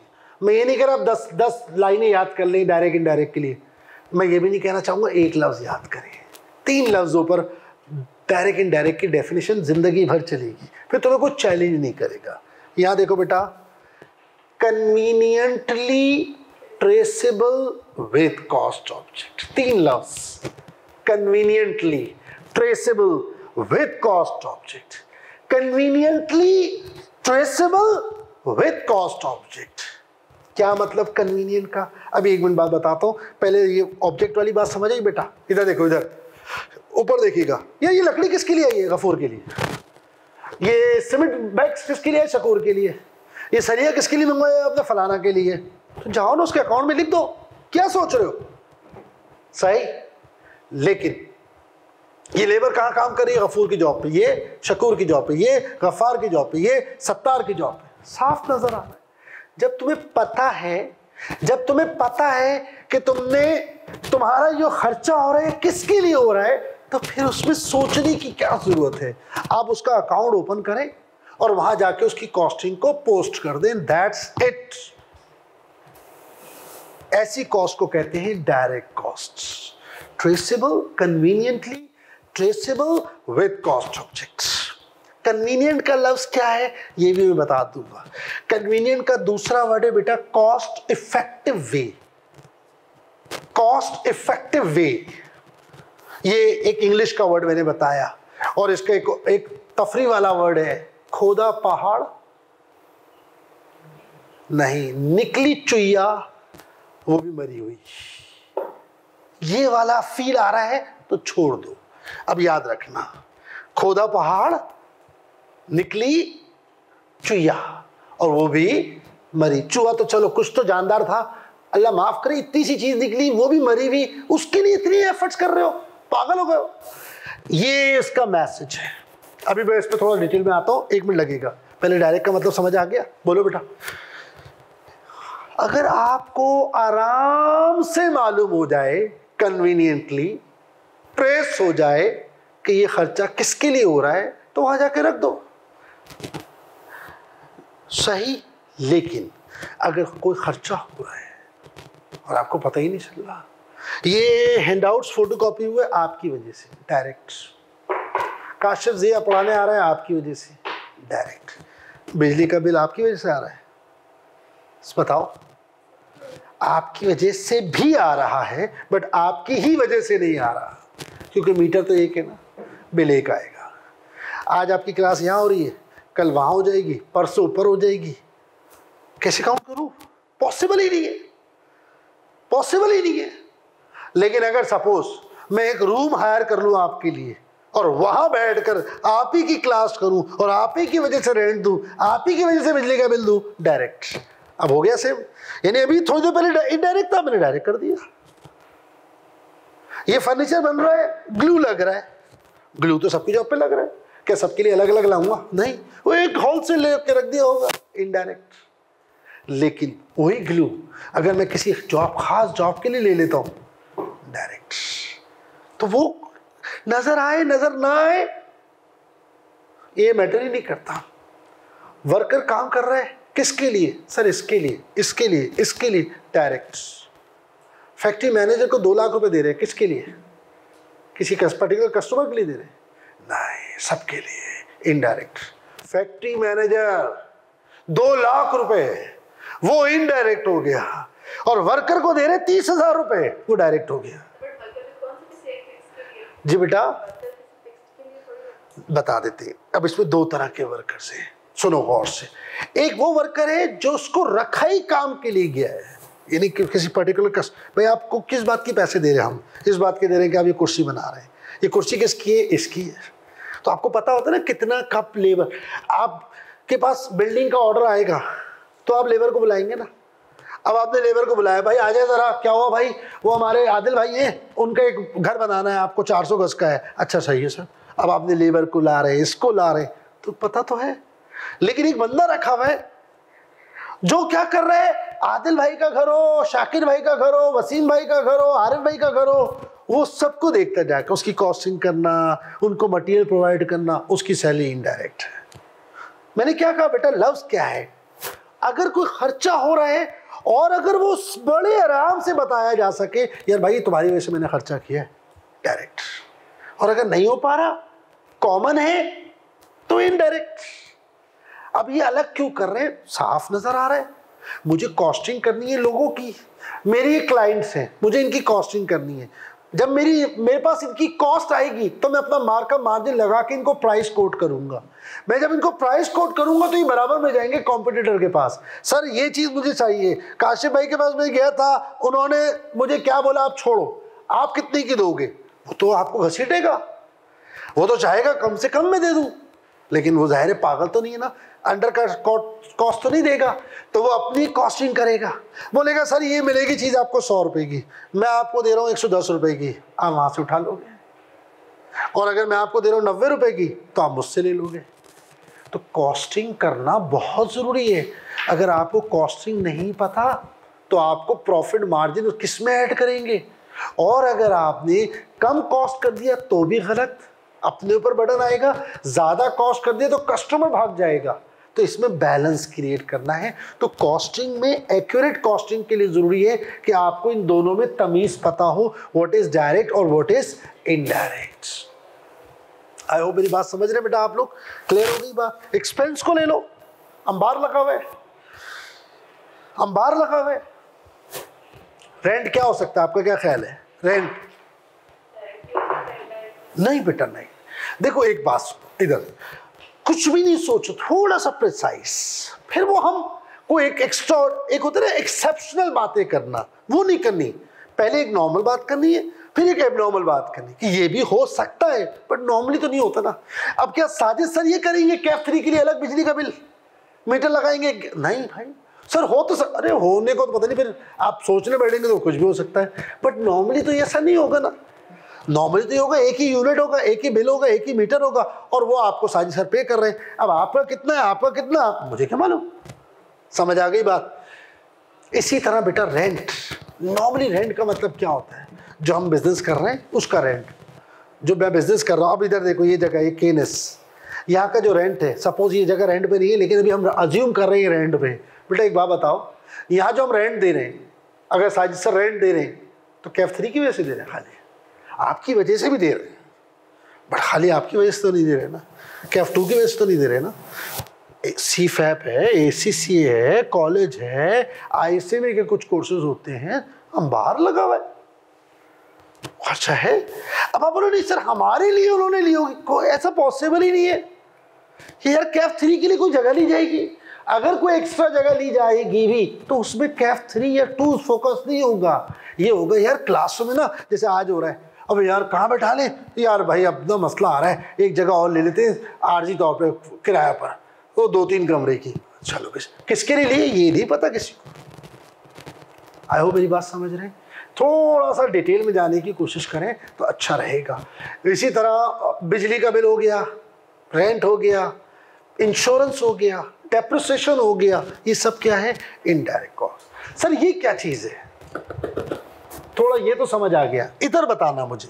इनडायरेक्ट कॉस्ट का तो अंबार लगा हुआ है ना, rent, insurance, utility bills, repairing and maintenance, या क्या जहन में आता है? जहन में इसकी मैं तुम्हें एक वो पहली देता हूँ, वो खर्चा जो ट्रेसेबल हो गफूर शकूर जहूर के साथ, जो हम टी अकाउंट बनाएं और वहां पोस्ट हो सकता हो डायरेक्टली, बगैर किसी चीज को अज्यूम किए हुए, बगैर किसी चीज को अज्यूम किए हुए। अच्छा, लेकिन ना वो मटेरियल हो ना वो लेबर हो, ये इसकी छोटी सी डेफिनेशन है। क्या कहते हो, क्या एग्जांपल ध्यान में आती है? सुनो इधर 2-3 एग्जांपल है, कम है बट है। आपने एक प्रोडक्ट ले ली,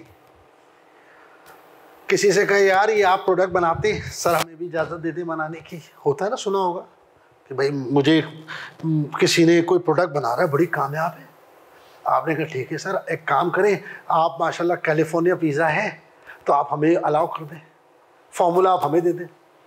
आपने कहा ले लो, लेकिन मैं 1 यूनिट पर इतनी रॉयल्टी लूँगा। आवाज़ आ रही है? अभी रॉयल्टी आपको देनी है, यानी जब भी आप पिज़्ज़ा बना रहे हैं या वो प्रोडक्ट बना रहे हैं तो 2 रुपये, 3 रुपये, 4 रुपये, 100 रुपये, 50 रुपये, 1000 रुपये, 50, 5%, 2%, पता नहीं, वो आप एनी हाउ पे कर रहे हैं, एनी हाउ पे कर रहे हैं। रॉयल्टी 2 तरह की होती है, एक सेल्स बेस्ड होती है, वो मार्केटिंग साइड पे चली जाती है वहाँ, एक प्रोडक्शन बेस्ड होती है कि यार ये दवा हम बनाना चाहते हैं, ये जो आपने दवा बनाई है ना कैंसर की, हम चाहते हैं सर आप हमें भी अलाउ कर दें, क्योंकि दवा तो आपका फॉर्मूला है, वो फॉर्मूला आप हमें दे सकते हैं। दे दूंगा, हर टैबलेट के इतने पैसे लूँगा। देते हैं लोग देते हैं, क्योंकि देखो एक चीज़ है रिसर्च डिपार्टमेंट, दुनिया में चलता है, पाकिस्तान में नहीं है। हम तो अल्लाह माफ़ करे लालू खेत ले जाते हैं और उसकी रिवर्स इंजीनियरिंग करते, अरे तेरी ऐसे बनाया तूने, तो गरीब बेचारा मर गया रिसर्च कर करके। हमारे लालू खेत में बैठे के लोग क्या कर रहे थे, या इस तरह उन्होंने उसको खोला, चीर फाड़ की उसकी, उसमें से समझ आ गया ये ऐसे फंक्शन कर रहा है, उसकी क्या साइंस है, क्या लॉजिक है, दफा करो। उससे बेहतर चीज़ बाहर मार्केट में आ गई। वो जो बेचारे ने 4 साल अपने थीसिस लिखे, अपनी रिपोर्ट्स बनाई, सब बेड़ा कर, कोई पूछने वाला ही नहीं। यार वो लड़का किधर है यार? हाँ उसको भेज दो यार, कहना चाय तो ला दो यार, कब से बोला चाय का बस बोल दो। अच्छा बेटा समझ गए, क्या बता रहा था आपको? रॉयल्टी के बारे में मैं इसलिए बोल रहा हूँ कि कल को आप बोले सर आप तो लास्ट टाइम बोले थे रॉयल्टी ये 2 तरह की होती है। तो एक है sales based, KFC, McDonald's, pizza hut, ये भी लेते हैं रॉयल्टी जब आप इनके नाम को यूज़ करते हो, ये सेल्स है, जितना बिकेगा उतनी रॉयल्टी। कुछ चीज़ होती हैं जो फॉर्मूला बेस्ड होती है, उसमें प्रोडक्शन के ऊपर सारा काम हो रहा, बिके ना बिके सर हमें नहीं पता, बन गया पैसे दे। ऐसे एक्सपेंस को हम क्या कहते हैं? Direct expense. अनदर एग्जाम्पल बहुत प्यारी, कभी बिल्डिंग बनते हुए देखिए, बिल्डिंग इत्तेफाक हुआ बिल्डिंग बनते हुए देखिए, हाँ बेटा बिल्डिंग बनते हुए, वहां तुमने देखा होगा बिल्डिंग बनती है किससे? उसमें क्या लगता है? सीमेंट, बजरी, ईंटें, सरिया, यही मेन उसके इंग्रेडिएंट है। हाँ तुमने एक चीज वहां नोटिस की होगी, वहां एक आता है मिक्सर मशीन आती है जिससे वो गोल गोल घूमती रहती है और उसमें मटेरियल मिक्स होता है। एक चीज आती है उसको कहते हैं लिफ्टर, जिससे मटेरियल ऊपर जाएगा फिर जाके डालेंगे। एक चीज आती है शटरिंग, शटरिंग सुना है वर्ड? शटरिंग क्या मतलब? लकड़ी लगती है, उसके ऊपर आप छत डालते हैं, वरना तो सारा माल नीचे गिर जाए, उसके ऊपर सरिया रखते हैं। ये तीनों चीजें, मिक्सर, लिफ्टर, शटरिंग, क्या ये बिल्डिंग का पार्ट है? नहीं समझे? कितना जरूरी है, लेकिन नहीं है। उसका तरीका क्या है?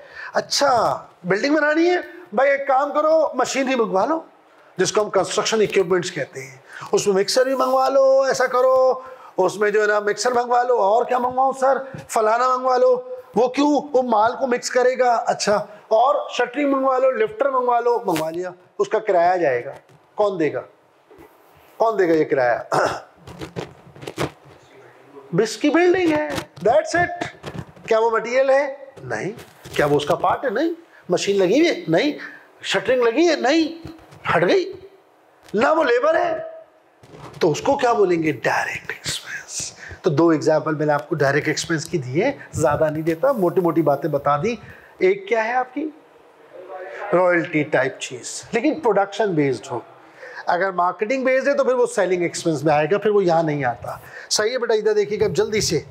ये हमने छोटी छोटी डिस्कशन करी, what is direct, what is indirect. अब आप बहुत इंपॉर्टेंट बात है, इसको जरा समझिएगा, आगे हम इसको यूज करने जा रहे हैं। ये जितनी भी डायरेक्ट कॉस्ट है, टेक्निकली अकाउंटिंग में इसको हम नाम देते हैं प्राइम कॉस्ट या डायरेक्ट कॉस्ट। और ये जो इनडायरेक्ट कॉस्ट है इसको हम क्या नाम देते हैं?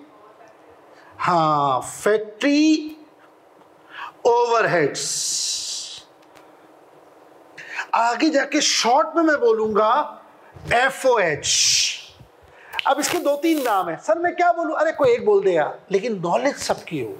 पता चला मैं सवाल कर रहा हूं, उससे टर्म बदल दी, मैं परेशान, यार ये क्या बोल रहा है? Factory overhead, manufacturing overhead, manufacturing overhead, production overheads, एक ही बात है यार। ओवरहेड का लफ्जी मतलब होता है एक्सपेंस। फैक्ट्री ओवरहेड फैक्ट्री का एक्सपेंस, एडमिन ओवरहेड एडमिन का एक्सपेंस, सेलिंग ओवरहेड सेलिंग का एक्सपेंस। डन? समझ आ गई बात? ये सारी टर्म्स आगे इंशाल्लाह आनी है, तो जब अब आएगी तो पता होगा। आपको इतना तो पता हो, मैं पढ़ा रहा हूं यार, ये फैक्ट्री ओवरहेड को ना आप ऐसा करो, इस तरह से डील कर लो। आप बोलो सर ये होता क्या है? यार फैक्ट्री ओवरहेड होता है फैक्ट्री के खर्चे। अक्सर लोग ये बात ध्यान में रख लेते हैं। तो फैक्ट्री ओवरहेड जब आप बोलोगे तो आपके ध्यान में क्या आना चाहिए? इनडायरेक्ट मटेरियल, इनडायरेक्ट लेबर और इनडायरेक्ट एक्सपेंसेस। मटेरियल का वो जो पार्ट जो ट्रेसेबल नहीं है विद कॉस्ट ऑब्जेक्ट, लेबर का वो एरिया जो ट्रेसेबल नहीं है विद कॉस्ट ऑब्जेक्ट, और एक्सपेंसेस वो जो ट्रेसेबल नहीं है विद कॉस्ट ऑब्जेक्ट। उनको एक तरफ कर देंगे। क्यों? उसका फिर तरीका होता है, देखो जो भी खर्चा है, अब ओवरऑल कॉस्टिंग को समझो हम करने क्या जा रहे हैं। यार जो खर्चा डायरेक्ट है ना, वो सीधा सीधा कस्टमर के अकाउंट में चार्ज हो जाएगा, लेकिन जो इनडायरेक्ट कॉस्ट है ये, इसको कैसे लेके जाएंगे, यही तो असल कॉस्टिंग है। यही तो फिर सीखना होता है कि इसके बहुत सारे तरीके, यार इसको कैसे बांटें। ये हमारा खर्चा है, हमारे पास 4 कस्टमर हैं, ए बी सी डी, इन चारों में कैसे बांटे? एक तरीका बराबर बांट दें। तो दूसरा कहता है सर क्या बात कर रहे हैं, बराबर कैसे बांट दें सर? इसकी यूनिट है लेट से 1000, इसकी 2000, इसकी 3000, इसकी 4000, और आप बोले चारों में बराबर बांट दे। तो भाई काम कर, यूनिट के हिसाब से बांट दे। तो फिर वो मुख्तलिफ डिबेट्स होती है। ये जो भी लास्ट अटेम्प्ट में सवाल आया, लास्ट अटेम्प्ट में जो 4 या 5 नंबर की थ्योरी आई है वो यही आई है। ये बताइए जो इनडायरेक्ट कॉस्ट को हम कस्टमर में बांटते हैं ना कॉस्ट ऑब्जेक्ट में, उसके लिए जो नीचे डिनोमिनेटर रखते हैं वो क्या हो सकते हैं? मैं 6 बताऊंगा, उसने कहा कोई 3-4 बता दो। इतनी आसान चीज़ है कि बगैर इसके कॉस्टिंग हो ही नहीं सकती। 4 या 5 नंबर या पता 3 नंबर की थ्योरी वो आगे। तो इस तरह की छोटी छोटी चीज़ों को जहन में रखें। कल को वो पूछ सकता है प्राइम कॉस्ट क्या है। इस वक्त जो ट्रेंड चल रहा है ना तुम लोगों का कैफ 3 का, वो बहुत बेसिक से सवाल दे रहा है। कैफ 8 में ना उसने हमारा ये तमाम जो टीचर्स थे वो यही था कि यार कॉस्टिंग को ना बिल्कुल ही अजीब कर दिया है कैफ 8 के अंदर। ये सही है, क्यों? कैफ 8 में था बेसिक ही नहीं पूछ रहा और भागे जा रहा है। फिर पूरे कराची का कल्चर ये हो गया था, छोड़ो बेसिक्स, मेन सवाल कर लो। तो आपको पता चला कॉस्टिंग नहीं आई, बस आपने मेन चीज़ें सीखी। अब जो है ना वो थोड़ा सा प्रॉपर कॉस्टिंग जिसे कहते हैं उसके ऊपर बहुत फोकस कर रहा है, वहाँ से सवालात दे रहा है, कह रहा है मेन टॉपिक भी करो, वो आगे जाके उसमें पढ़ लेना MFA में, फिर उससे आगे जाके PhD में पढ़ लेना, पहले कॉस्टिंग तो पढ़ लो। आप डायरेक्ट जा रहे हो एडवांस टॉपिक की तरफ। तो कैफ 8 में थोड़ी सी इस चीज़ की वीकनेस नज़र आती थी, अल्लाह का शुक्र है अब कैफ 3 में ये चीज़ कम हो गई है। अच्छा जी, आगे क्या बता रहा था? हाँ बस तो मेन चीज़ और कर लें। तो डायरेक्ट कॉस्ट और इनडायरेक्ट कॉस्ट, प्राइम कॉस्ट समझ आ गई। प्राइम कॉस्ट क्या है, फैक्ट्री ओवरहेड क्या है, इसको कहीं नोट करना है तो कर लो। फिर मैं एक छोटी सी चीज़ और करा दूँ एंड दैट्स इट। कॉस्ट की एक टाइप जो डिफरेंट थी, जो टेक्निकल थी, वो मैंने बता दी, बंद कर देना बेटा। एक टाइप समझ आ गई? हाँ, ये ज़रा ज़रूरी था आज करना, क्योंकि आप अब 14 के 14 चैप्टर्स में ना कोई आपको, मैं ये नहीं बता रहा हूँ बेटे डायरेक्ट इसको, ओ भाई डायरेक्ट ये होता है, डायरेक्ट मटेरियल ले लो बेटा, डायरेक्ट लेबर ले लो, ये क्या होता है सर? तो वो फ़र्क निकल गया। एक और चीज़ जो हम फ़ौरन यूज़ करने वाले, CUB की शुरुआत ही उससे होगी, वो आप जानते हो इकोनॉमिक्स में ही पढ़ा है, कहीं ना कहीं पढ़ा हुआ होता है, that is variable cost and fixed cost. जानते हैं उसको? थोड़ा आइडिया है ना? मैं हल्का सा उसको बस रिकॉल करा दूं कि देखो कॉस्ट जो होती है उसको अगर हम ब्रॉडली क्लासिफाई करें तो एक तरीका ये है कॉस्ट को क्लासिफाई करने का, एक तरीका ये है कौन सी कॉस्ट, फैक्ट्री की कॉस्ट, एडमिन की कॉस्ट, मार्केटिंग की कॉस्ट, ये कहलाती है फंक्शनल क्लासिफिकेशन, ये हमें पता है। फिर उसके अंदर आता है डायरेक्ट कॉस्ट, इनडायरेक्ट कॉस्ट, ये कैटेगरी है। एक और भी इसी तरह की क्लासिफिकेशन है और वो नाम है वेरिएबल और फिक्स्ड। वेरिएबल और फिक्स बहुत सारे लोग ज़ाहिर जानते हैं, आप लोग माशाल्लाह सब जानते हो, बट थोड़ा सा क्लैरिटी होनी चाहिए। वेरिएबल और फिक्स्ड जब हम डिफाइन करते हैं तो डिफाइन भी करें और बिलीव भी करें। देखो बेटा बात सुनो, कोई भी खर्चा है, चाहे वो डायरेक्ट है, वो इनडायरेक्ट है, वो मटेरियल है, वो लेबर है, वो एक्सपेंस है, वो एडमिन से रिलेटेड है या वो सेलिंग से रिलेटेड है, इन सारे खर्चों को मैं आराम से 2 हिस्सों में बांट सकता हूँ बाय नेचर। या तो मैं बोलूँगा ये डायरेक्ट, ये वाला खर्चा वेरिएबल है या फिक्स्ड है, वेरिएबल है या फिक्स। यानी आपका एक टास्क ये होना चाहिए सर ये डायरेक्ट है इनडायरेक्ट है। तो अगला फेस क्या है जो अगले चैप्टर में यानी पहले चैप्टर में इंपॉर्टेंट है, सर ये वेरिएबल है या फिक्स्ड है। अगर आपको ये नहीं पता होगा आपको प्रॉब्लम होगी। तो नेचर को थोड़ा समझना, पहले तो वेरिएबल और फिक्स क्या होता है। देखो बेटा इधर अगर मैं ग्राफिकली समझाऊं ग्राफ के थ्रू ऐसी हल्का सा, तो आप शायद बेहतर समझ पाओगे। फिर मैं इसको देता हूं, ये देखो शाबाश, ये हमारा एक ग्राफ है, थोड़ा सा इसको देखना। और ये हमारे लेट से यूनिट्स हैं या आर्स हैं, कुछ भी हो सकते हैं, स्टूडेंट्स ले लें, आप ले लें, बैजेस ले लें। फिलहाल यूनिट्स तो बड़ा वर्ड है, कहीं भी ले जा सकते हैं। अच्छा, अब ये यूनिट्स में इजाफा हो रहा है, चेंजेस आ रही हैं। 10,000 यूनिट बनाए, 20,000, 30,000, 40,000, 50,000, 60,000, 70,000, 90,000, 1,00,000। जब आपकी यूनिट्स आपने लेट से टेबल बनाया और उस टेबल पे आपने कहा धड़ 10 ऑप्शन डाल दिए, तो आपने देखा जितनी भी कॉस्ट है इधर है उधर है, डायरेक्ट है इनडायरेक्ट है। जब आपने गौर किया तो 3 तरह के रिमार्क्स, 3 तरह के रिजल्ट्स नजर आए।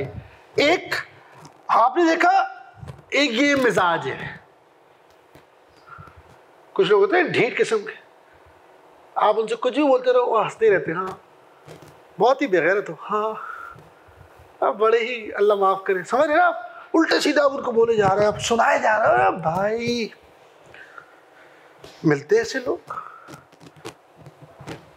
तो कुछ कॉस्ट आपने देखी 100 आइटम है, तो आपने देखा 15, 20, 30, 25 आइटम ऐसे हैं, यूनिट हिले जा रहा है, ये नहीं हिल रहा है। जो कॉस्ट यूनिट्स के साथ चेंज ना हो उस कॉस्ट को हम कहते हैं फिक्स कॉस्ट। कुछ लोग समझते हैं फिक्स कॉस्ट का मतलब है जिसमें चेंज ना आए, गलत, खाली ये कहना गलत है। फिक्स कॉस्ट का मतलब है यूनिट्स के बदलने से उसमें चेंज ना आए। लेट्स से रेंट, बैजेस कम होने या ज्यादा होने से रेंट चेंज होगा बिल्डिंग का? नहीं, लेकिन हर साल एग्रीमेंट में रेंट चेंज होगा। चेंज आ रहा है, कॉन्ट्रेक्चुअल है, इन्फ्लेशनरी है, बट वो इसलिए चेंज नहीं हो रहा कि आज 10 बैच है, कल 12 बैच है, कल परसों 8 बैच है। नहीं भाई, नंबर ऑफ स्टूडेंट कम है या ज्यादा है? नहीं भाई, जो कॉस्ट की नेचर ऐसी हो कि यूनिट्स कुछ भी हो वो अपनी जगह खड़ी हो, ढीठ किस्म की कॉस्ट हो, ऐसी कॉस्ट को फिर हम नाम देते हैं फिक्स कॉस्ट। इधर देखना बेटा, इधर प्लीज। दूसरी क्या है, ये मिजाज है प्रोपोर्शनेट, यानी अगर यूनिट बढ़ रहा है तो कॉस्ट भी बढ़ रही है, प्रोपोर्शनेट जा रही है। एक यूनिट के तब्दील होने से उसमें तब्दीली आए। 1 करोड़ यूनिट बना रहे हैं, 1 करोड़, किसी ने कह रहे 1 और बना दोगे कि 1 कम कर दोगे, उसमें तब्दीली आएगी। इवन वो नजर भी नहीं आएगी, राउंडिंग में शायद फारे हो जाएगी, बट तब्दील होगी। अगर वो ऐसी कॉस्ट है जिसमें हर हाल में यूनिट के बदलने से तब्दीली आए, प्रोपोर्शनेटली, डायरेक्टली, ऐसी कॉस्ट को हम नाम देते हैं वेरिएबल कॉस्ट। सीवीपी जो हमारा बहुत इंपॉर्टेंट पहला चैप्टर है ही खेल इसका। अगर आपको ये नहीं पता वेरिएबल क्या है, फिक्स क्या है, सब बेकार है। तो वो थोड़ा सा रिकॉल करा रहा हूं ताकि जब चैप्टर शुरू हो तो थोड़ी बहुत उसकी बैकग्राउंड आपके पास वेरिएबल का और फिक्स का। तो जो कॉस्ट यूनिट्स के, आवर्स के, एक्टिविटी के बदलने से बदले उसे क्या कहते हैं, वेरिएबल। और जो एक्टिविटी इंडिपेंडेंट हो, फिक्स्ड। एक और टाइप भी होती है, ये देखो, बताओ क्या ये, इसको कहते हैं semi variable, semi variable cost. क्या मतलब, इसमें कुछ इस तरह का मिजाज पाया जाता है, जैसे के इलेक्ट्रिक का बिल, जब बिजली का बिल आता है ना, तो वो प्योर वेरिएबल भी नहीं है और प्योर फिक्स भी नहीं है, वो सेमी वेरिएबल है। ये लाइन रेंट फलाना फलाना तो आपने देना है। सर मेरे घर में तो ताला लगा है, मैं 2 महीने से पाकिस्तान से बाहर था, तो क्या करें सर, ये तो आपको देना है। बिजली का बिल काट के चले जाएंगे। सर मैं घर में नहीं था, मैं 3 महीने 4 महीने 5 महीने 6 महीने से कनाडा अमेरिका इधर गया हुआ था, अपनी फैमिली के साथ था, जो भी है सर, ये तो आपका मसला है ना। आपको नहीं पता आपको फिक्स एक रेंट आना है, तो वो तो देना आप, किसी की जिम्मेदारी लगाते आप। ऑनलाइन का जमाना है, कुछ भी कर लेते, काट के चले जाएंगे।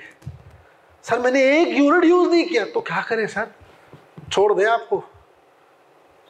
जैसे ही 1 मिनट के लिए आपने पंखा चलाया, ठक करके आपका बिल बढ़ जाएगा। तो इसको क्या कहते हैं, सेमी वेरिएबल, यानी आप 0 पर हैं तब भी आपको ये खर्चा देना ही देना है। उसके बाद फिर जैसे जैसे यूनिट बढ़ते हैं, जैसे हमारे बिजली का बिल है, सर्दियों में कम आता है, गर्मियों में ज्यादा आता है, लेकिन उतना अमाउंट तो लाजमी आता है, आप ताला लगा दे तब भी आता है।